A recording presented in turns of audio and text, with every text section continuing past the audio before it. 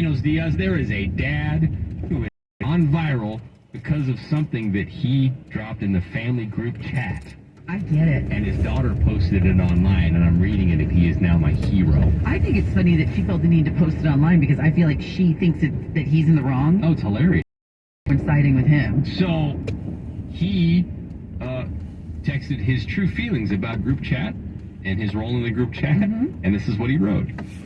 You guys, I can't keep up with the pressure of always having to LOL or everyone's random thoughts, pics, and amusements.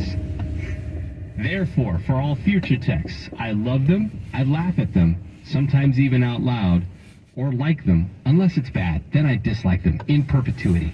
I cannot live with this pressure, I'm out. Why is that so funny?